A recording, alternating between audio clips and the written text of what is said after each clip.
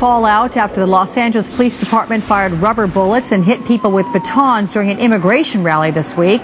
Now members of the California legislature are speaking out. And with me now, Los Angeles City Council member Bernard C. Parks. Mr. Parks is also a former chief of the LAPD, if he looks familiar to you in that capacity. Good morning to you, sir. Thank you for joining me. Thank you very much, and good morning. I would like to get your reaction, first of all, wearing both professional hats, if you will, as to what you saw happen this past Tuesday. You know, after looking at the footage several times on the news, I think it was something that really was very, very disappointing, and on a variety of planes. The lack of discipline shown by the officers, the apparent surprise of those that were in the park as it related to how they were being dealt with, the apparent conscious attack at the news media. Those are things that were just, I think, totally unacceptable, and really there's little explanation for it. And when you say unacceptable, sir, do you think the LAPD crossed the line here and used excessive and unnecessary force?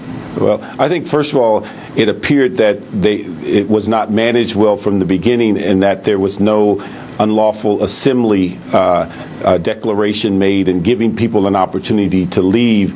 It appeared they also moved what they perceived to be the demonstrators or those who were in conflict into the crowd of those persons in the park who were doing nothing other than enjoying the park. But the attack at the media just is unexplainable, and then to see how the total disregard towards people's property, where an elderly man's bike was thrown over the fence. These are things that just you can't explain, no matter what might be going on the street, or a small number of people might be creating a conflict. And as a former chief of the LAPD, what would you be doing right now were you to be in charge after an incident like this? Well, I think what we need to do is take a step forward and say what should have been done before this incident occurred. And I think that's the preventive area, and that's where the chief of police earns their money, in the sense of how do you plan it, pre-plan it, how do you discuss strategy, how do you set the tone for what you expect officers to do at the scene. It's fairly easy when something goes haywire to go before the press and start listing all the investigations and training modules you're going to reconsider.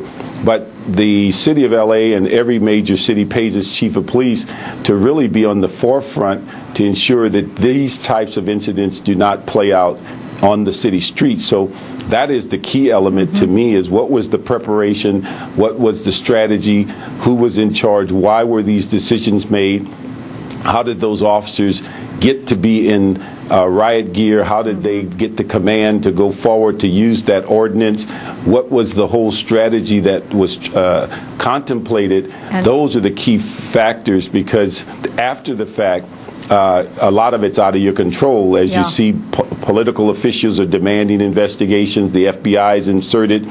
So these are the kinds of things you hope not to be at that situation. And let's hope that all these questions are answered in advance of another situation that may come down the road. Bernard C. Parks, thank you so much, sir. Appreciate your insight. Thank you very much.